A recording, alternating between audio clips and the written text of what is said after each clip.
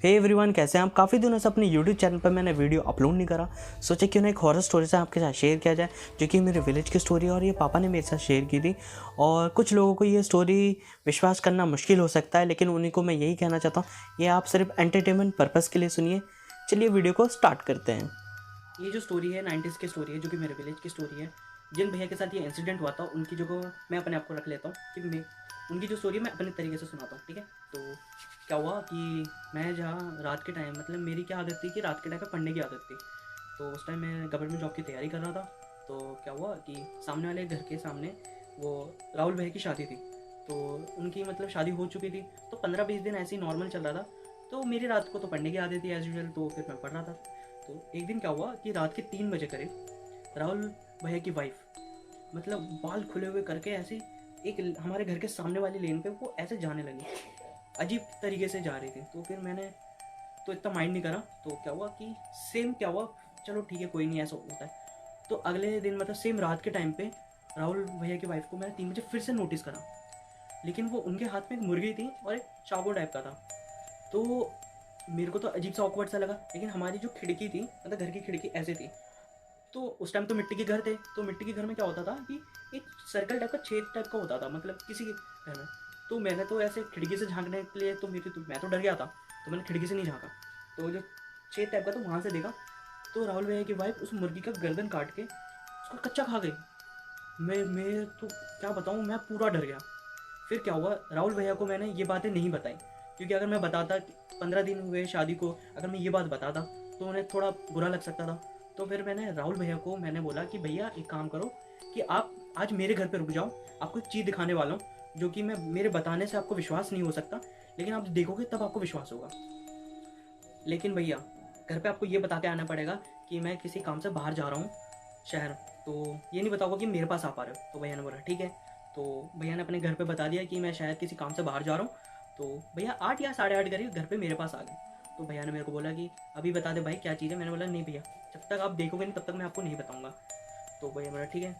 तो मैं तो पढ़ाई करना स्टार्ट कर दिया। तो भैया वहीं साइड में वो सो गए, मतलब सो गए। तो रात के 2 बजे या 2:30 बजे करीब मैंने उन्हें जगा दिया, भैया उठ जाओ उठ जाओ। तो भैया उठ गए। तो मैंने पहले तो खिड़की बंद करी, क्योंकि मेरे को तो डर लग रहा था, मैं देख नहीं सकता। तो छेद था, तो वहाँ से भैया और मैं देखने लगे। ठीक 3 बजे करीब अभी वही खुले हुए चलने का अजीब ही तरीके से चलने लगे। तो भैया ने देखा, भैया भी शौक। मेरे को तो वैसे ही पता था, लेकिन भैया भी शौक। भैया 2-3 मिनट तो कुछ नहीं बोले, चुपचाप। फिर मैंने भैया भैया क्या हुआ, क्या चल रहा है ये मेरे को। भैया ने बोले कि कोई स्पिरिट इन पे पोजेस कर लिया है। तो बोले ठीक है। तो फिर मैं तो डर गया कि एक ये चीज़ तो मैंने पहली बार देखी थी ऐसा चीज़। तो भैया ने बोला, तो जैसे तैसे वो रात बीती।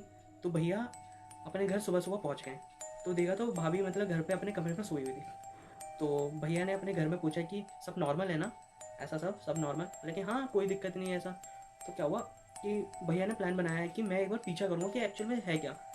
ठीक उसी टाइम क्या था कि गांव में ये हल्ला हो चुका था कि मतलब मतलब हर किसी की कोई मुर्गी मर रही है, कोई बकरी मर रही है, मतलब जो भी मतलब कुछ ना कुछ तो बतख मर रहे हैं, ऐसा चीज़ था। तो इतना कुछ नोटिस नहीं, लेकिन भैया को सब समझ में आ चुका था कि कर कौन रही है। तो भैया बताना नहीं चाहते थे कि मेरी वाइफ कर रही है, तो ऐसा। तो भैया ने प्लान बनाया। तो क्या हुआ कि रात के टाइम पे ठीक 2 बजे करीब, तो भाभी मतलब भैया तो सो गए थे। तो 3 बजे करीब भाभी उठी, बाल बाल बिखरे, अजीब ही ऐसा कुछ अजीब ही सकते। भैया सोए नहीं थे, नाटक कर रहे थे। तो भाभी उठी, वो चलने लगी। तो क्या हुआ कि भैया भी उनका पीछा करने लगे। ठीक हमारे घर से सामने वाले थोड़ी दूर पे एक नदी है। नदी मतलब एक ढलान टाइप का होता है, जहाँ पे मतलब जो भी मतलब कपड़े वपड़े धोते हैं जो भी, तो वहाँ पे जाके एक मुर्गी को पकड़ के मारने लगे। तो भैया तो चुपके से देखने लगे। लेकिन आप विश्वास नहीं मानोगे, जो भाभी थी, जब उन्होंने भैया ने उनका शक्ल देखा उस टाइम, एक तो सिंदूर ऐसा पूरा, काजल ऐसे, चूड़ियाँ भर भर के, पूरा डर गए, भैया भी डर गए। तो भाभी ने मतलब उस टाइम ऐसे देखा, 3 बजे के मतलब ऐसे देखा। तो भैया तो पहले दौड़ते दौड़ते घर पहुंच गए। वो मतलब उस रूम में सोए नहीं, दूसरे रूम में सोए। तो ठीक 7 बजे करीब देखा तो भाभी मतलब उस रूम में थी, सोए हुए थे। तो फिर उन्होंने क्या करा ऐसा, मतलब सोए हुए थे। तो देखा तो नॉर्मल था, ऐसा कुछ था नहीं। तो भैया को समझ में आ गया कि एक स्पिरिट है ये सब। तो उन्होंने प्लान बनाया, भैया ने एक प्लान बनाया। मेरे को तो इन्वॉल्व नहीं करा, मेरे को नहीं बताया, क्योंकि मेरे को तो बताना था उन्हें बस, मेरे तो घर के सामने ही थे।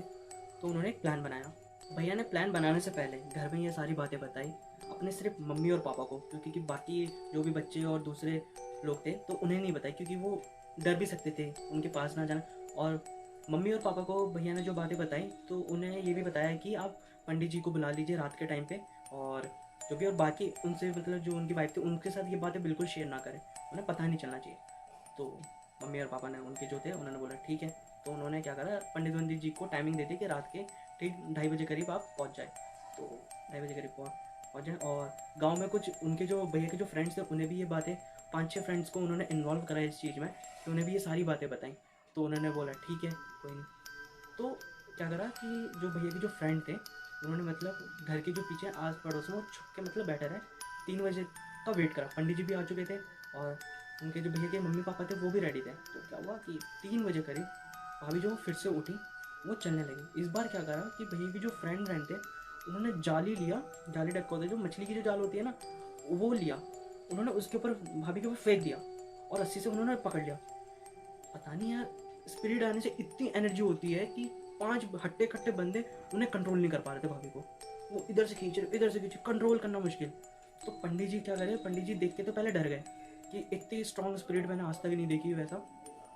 तो उन्होंने क्या करा, पंडित जी ने कुछ अपना मंत्र ऐसा फूका, लेकिन वो भी काम नहीं कर रहा था। लेकिन क्या हुआ कि भैया के जो फ्रेंड थे उनमें से कोई एक फ्रेंड उनके मतलब पास आ गया। तो भाभी ने जोर का थप्पड़ लगाया। वो कम से कम मतलब इतना तेज थप्पड़ था कि पांचों की पांचों उंगली छप गई। शायद से मतलब दर्द इतना हुआ कि मतलब जो भैया के फ्रेंड थे उन्होंने तो जो थे वो मतलब बैठ गए उस टाइम।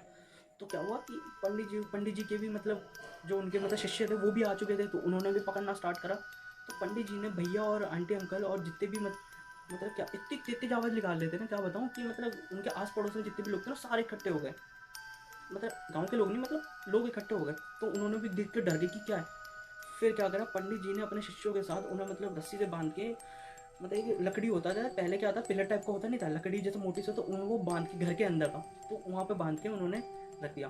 उन्होंने भाभी को बांध के वहाँ से मतलब ऐसे राउंड करके रखे। और जो घर के जो लोग हैं उन्हें बोला कि आप लोग बाहर वेट करो, अंदर कोई नहीं आएगा जब तक मेरी पूजा खत्म नहीं होती। तो क्या हुआ कि गेट बंद करा, पंडित जी ने उन्होंने पूजा करना स्टार्ट करा। करीब सुबह के 10 बजे तक उन्होंने पूजा पाठ करा। फिर 11 बजे करीब उन्होंने गेट खोला, बोला कि अब आपकी मतलब राहुल भैया को जो बोला कि अब आपकी जो वाइफ है वो ठीक है, तो अब इन्हें कोई खतरा नहीं। तो भाभी जी के धागा बांधा, मतलब हाथ में जो मतलब कोई मंत्र मंत्र पढ़ के उन्होंने घर के सारे लोगों पे बांधा। और उन्होंने ये बोला कि, लेकिन पंडित जी ने उन भाभी से पूछा कि 3 बजे करीब कुछ याद रहता था कि नहीं। नहीं, भाभी ने बोला कि नहीं मेरे को ऐसा कुछ याद नहीं रहता। तो ऐसा कुछ याद नहीं रहता, मैं सुबह उठती थी नॉर्मल काम करती थी। ठीक, भाभी वैसे ही सुबह उठ के नॉर्मल काम कर। लेकिन जो भैया भाभी, जो भाभी को तो कुछ पता नहीं था, लेकिन भाभी को भी समझ में आ गया, लोगों ने बताया कि ऐसा ऐसा था। लेकिन भाभी भी थोड़ी डर गई कि मेरे साथ ऐसा हो रहा था, मेरे को ही नहीं पता। तो भैया ने पंडित जी से पूछा कि एक्चुअल में था क्या चीज़। और भैया की जो मम्मी पापा वो भी पूछ रहे थे। पंडित जी ने बताया कि एक जो स्पिरिट थी आपके वाइफ के अंदर पोजेस कर ली थी, जो कि काफ़ी ज़्यादा स्ट्रॉन्ग थी। वो बहुत टाइम लगा उसको कंट्रोल करने में। वो क्या करती थी, जानवरों को मारती थी। अच्छा हुआ कि आपने सही टाइम पे हमें बता दिया, नहीं तो शायद इंसानों को भी वो मार सकती थी, इंसानों के लिए हार्मफुल हो सकती थी। तो पंडित जी ने एक कलश था तो उसमें कुछ रखा हुए थे। तो राहुल भैया ने पूछा कि इसमें क्या है। तो पंडित जी ने बोला कि आप ना ही जानो तो बेहतर है। तो कलश लेके पंडित जी चले गए। खैर आज के टाइम पे तो भाभी और भैया सब ठीक है, नॉर्मल है, सब सही चल रहा है। लेकिन ये चीज़ें ना, क्या बताऊँ मैं, ये चीज़ें ना बहुत ज़्यादा इफेक्ट करती है अपने। ऐसा जब इंसिडेंट होता है ना, ट्रॉमेटाइज हो जाते हैं लोग। तो भैया भी आज कभी कभार डर लगता है 3 बजे करीब उन्हें, तो आज के टाइम पे। लेकिन अब तो खैर नॉर्मल है। और मैं आपको यही बताना चाहता हूँ, जिनके साथ ये इंसिडेंट होता है सिर्फ वही रियलाइज़ कर सकते हैं। खैर, और ये स्टोरी यहीं एंड होती है। तो अगर आपको ये वीडियो अच्छी लगी तो लाइक करें, शेयर करें, सब्सक्राइब करें। और भी हॉरर स्टोरी जानना चाहते हैं तो मैं यही सोच रहा हूँ कि हर संडे आपको एक हॉरर स्टोरी आपके साथ शेयर करूँ। तो अगले संडे मिलते हैं आपके साथ, तो तब तक के लिए बने रहिए। Take care, bye bye.